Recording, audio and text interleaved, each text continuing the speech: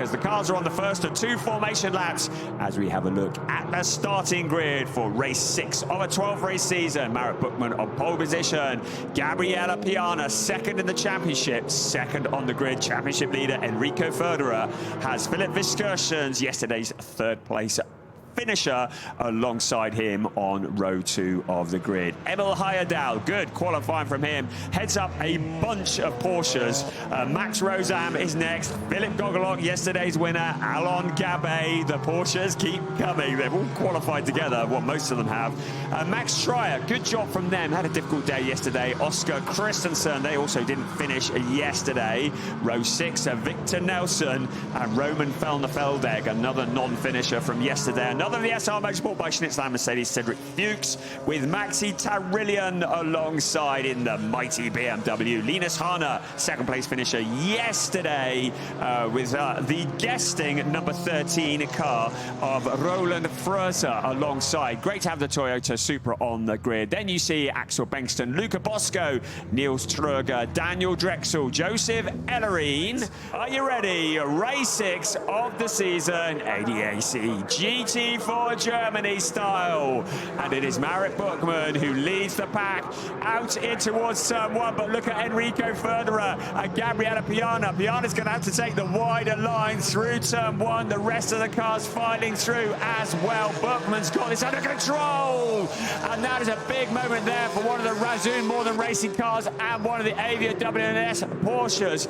Tumbling to the back of the pack. I thought we were going to have an up and over there. What have we got going on here then? There's Roman Felderfeldeg and yesterday's winner, Philipp Gogolok, pulling the car off, looks like into retirement. So that was maybe one of the cars that got into trouble at the start. We have a challenge for the lead. Marit Buchmann, Gabriele Piana putting the pressure on, a tighter line into that turn 1. Challenge is coming further back as well. So lots of drama in the opening stages of this race, but it looks as though we've lost yesterday's winner, Philipp Gogolok.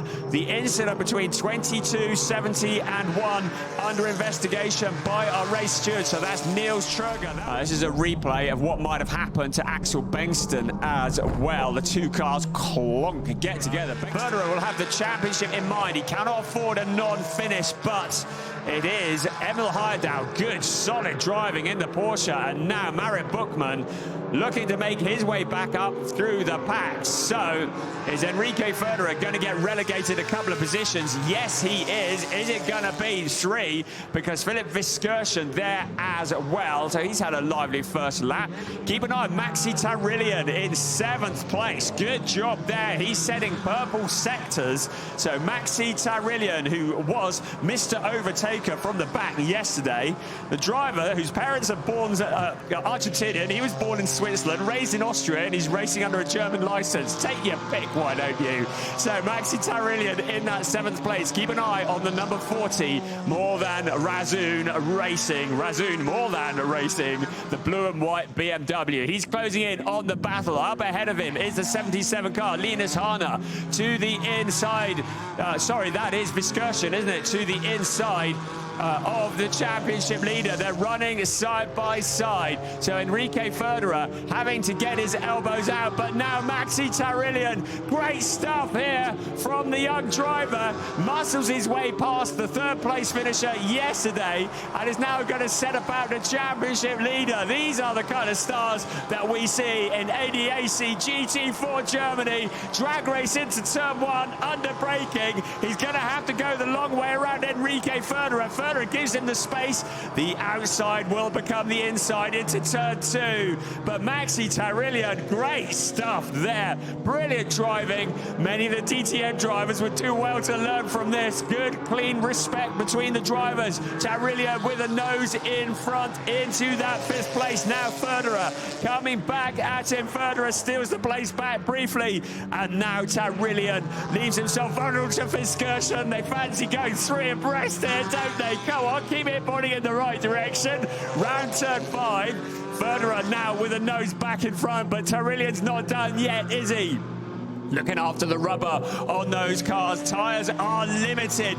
He has a little bump though for Viskirchen. Viskirchen bounced off into the gravel trap. The two BMWs getting together. Now has Viskirchen got damage? He's keeping it going. Marit Buchmann relatively experienced compared to the drivers around him. In that fourth place, Enrique Förderer in fifth place, just behind, taking a nice wide line around turns 2 and 3. They can just about get away with that. Heyerdahl now with his mirrors full of Aston Martin. It allows Max Rosam to break clear just a little, but Förderer is there as well. Tarillion is closing in as well. He's about 7/10 back from the battle you've been looking at. Here come the rest of the cars. There's Joseph Ellerine and another of the BMW, Cedric Fuchs, another the SR Motorsport by Schnitzelam Racing. Now we look at the number 20, Daniel Drexel. Oscar Dix from the UK is there as well. Roman Feldner-Feldegg, that car recorded a non-finish yesterday, but now challenging on the outside of Oscar Dix. He'll have the inside line into the next corner, just picking up a little bit of curb.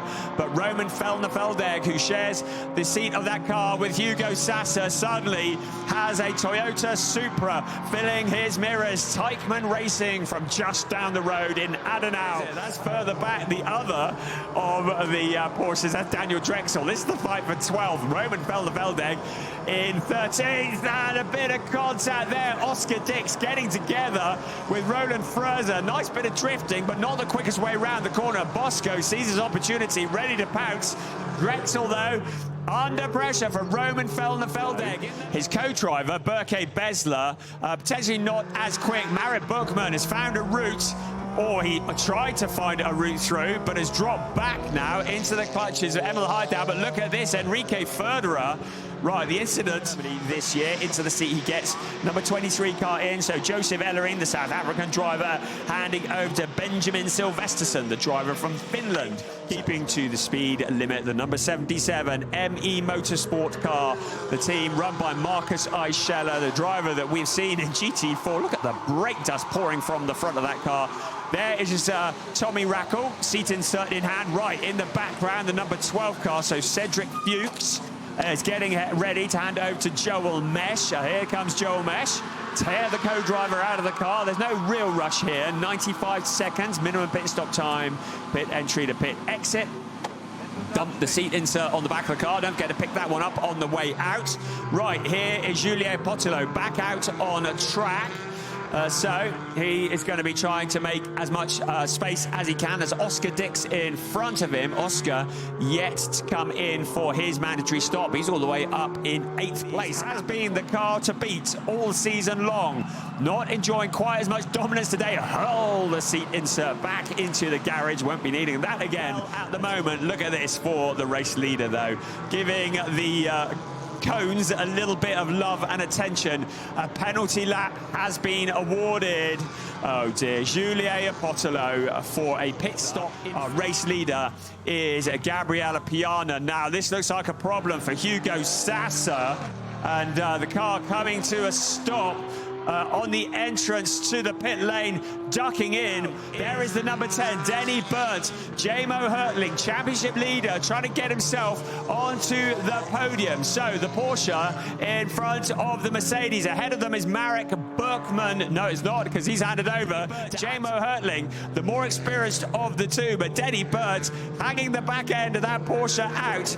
I'm not sure he's going to be able to hold this for 22¼ minutes. There is Denny Berndt in the last of the podium positions. This allows Anton Abbé to break clear at the front. And then it's Denny Berndt at the wheel now of the Toyota Supra in 14th place. A points-paying position to the inside. A little look from J-Mo Hertling at Denny Berndt. Berndt taking that wide line once again. Certainly got the skill and the traction to hold off the Mercedes at the moment. Denny Berndt, another one who's made a jump from BMW to Porsche. We remember seeing him in the M2 Cup not that long ago. J-Mo Hertling, championship leader. He cannot afford a non-finish because that points lead is so valuable, but now he does it. Onto the podium. Will Denny Berndt have anything to fight with to come back at J-Mo Hertling? Doesn't look like it at the moment. Out towards the chicane we come once again. Was that a little punt from Tommy Rackle? Maybe, maybe not. Rafael Rennhofer would have been ready for it though.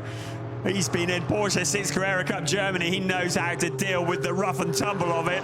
To turn 11, no further action. So Tommy Rackle lives to fight another day in that 6th place. The battle for 5th, 6th, 7th, all together there. And risk surrendering a position, or do you hold station? That's the decision only Rafael Rennhofer can make at the moment. Tommy Rackle has got a sniff of podiums here. He realised how good it feels to stand on a podium and taste the champagne. He'd like to move on up the road a couple of places and have another sniff at it. So are we going to see 2.495? Are we going to see a potential challenge as we look? We saw him last year and the year before in an Aston Martin, just showing himself in the mirrors. Not really a challenge for position, maybe trying to distract Denny Burnt, but look at this, Tommy Rackle now having a look to the outside as well. Is there a slipstream effect as he tries to get past Rafael Rennhofer? He's decided to take the wider line. Is he going to cut back in? No, he's going to try and go the long way round, but Rennhofer has that covered off. The roar of these cars, right, so this is the 40 car of Lawrence Rule. 2 wheels up into the air, hustling it across the curve to get ahead of Rafael Rennhofer. He's opened up that gap, so across the line they come. Tommy Gore is still a little way back. It was 12.4 back. I'm just looking to see what it is. It's still a fair gap back to Tommy Gore in 7th place. I'm still waiting for him to cross the line, so it is a long way back still. 12.6. So Tommy Gore not really making any inroads into this battle. So Rackle now able to challenge as hard as he likes because there's nobody really immediately behind him. Rennhofer suddenly looking to have dropped back a bit from Denny Burnt in that 4th place. So Burnt able to break clear, and now with Rennhofer having to defend, it gives him the opportunity to open up the gap some more. Rackle, you can see he's starting to lose patience with the orange and white car in front of him. 5th place Rennhofer, 6th place Rackle. Tommy Rackle to the left, to the right. Remember, he's got additional weight on board as well, 10 kilograms of success ballast. The race finishes now. There's your confirmation. 31 points would be the gap between 1st and 2nd. 56 between 1st and 3rd. Still a lot of racing. We're only at the halfway point of the season after today, so lots of points still to come. It could all change. I'll remind you, last year, Gabriele Piana, Giulio Lopotolo, Luca Bosco have made it 5 places, but don't really have that much to show for it. In 13th place, and now the challenge comes. Denny Burnt shortcutting the chicane. So what has happened there? Tommy Rackle to the inside, Rafael Rennhofer. So suddenly the distraction comes. Rackle had been waiting for his moment to the inside of Rafael Rennhofer. We'll need to see a replay of what happened there. A red flag has come out. Now, I'm not entirely sure why. So, red flag is out. So it may well be there is fluid or debris on the track. So that is very unexpected. Red flag, the race is stopped. I don't anticipate it's going to start again. Remember at the Lausitz ring earlier this year, there was some damage to the track. Not that I'm blaming the trucks, you understand. But the car's now back into the pit lane. There will be no restart, so the drivers will be able to exit. I don't know if anyone's told them that yet.